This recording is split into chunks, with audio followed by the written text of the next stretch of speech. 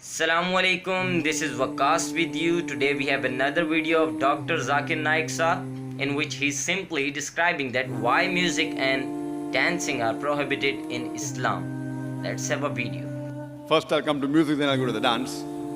As far as music is concerned, our beloved Prophet Muhammad said that the musical instruments, as a general rule, they are prohibited, except he gave permission for the duff.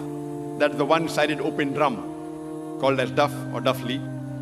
Besides that, the Prophet prohibited because if you analyze, it takes a person away from the remembrance of Allah subhanahu wa ta'ala, from the remembrance of Almighty God. That's the reason when we hear these, film songs, whether it be Hindi, it may be Malayali or Tamil or whatever it is, you find that in these film songs, most of the words that are mentioned, they are far away from reality.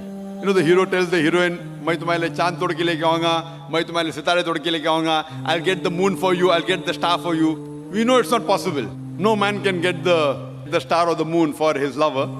But yet, we keep on repeating because of the ambience, because of everything. So because of this, general rule is that the music does take a person away from Allah subhanahu wa ta'ala. That is the reason a beloved Prophet prohibited musical instruments except for duff. Or as generally with your voice. For example, when a person recites the Quran, if he recites the Quran, his voice is good, that's permitted. Because that takes a person towards Allah subhanahu wa ta'ala.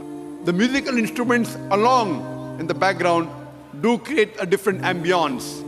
Otherwise, singing per se, it is mubah, optional, as long as the words of the song, they take you towards your Creator Allah subhanahu wa ta'ala.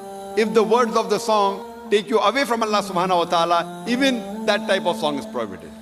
Now come to the second part. Why is dancing prohibited? There is no verse in the Quran or no hadith that I know of which says dancing per se is haram.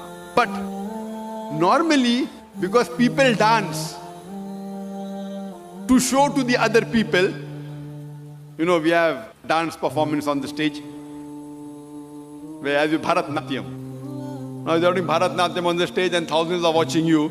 So normally in terms of the hijab reason, we wouldn't like to expose our ladies, our mothers, our sisters, our daughters on the stage and thousands of people looking at them. So any profession in which the body is used as a show, as to entertain the people, it is prohibited.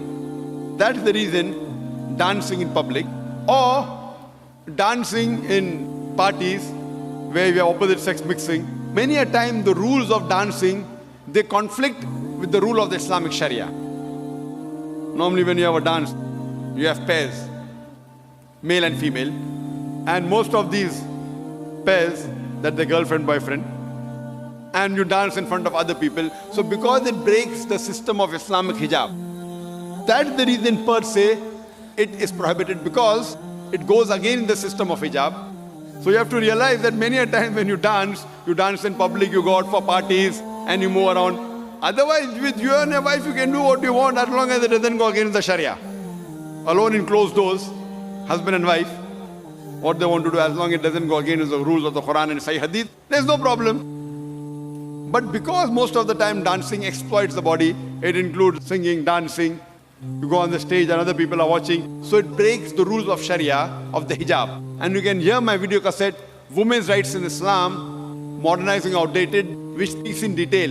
Why do we Muslims protect, why do we love, why do we revere our women for?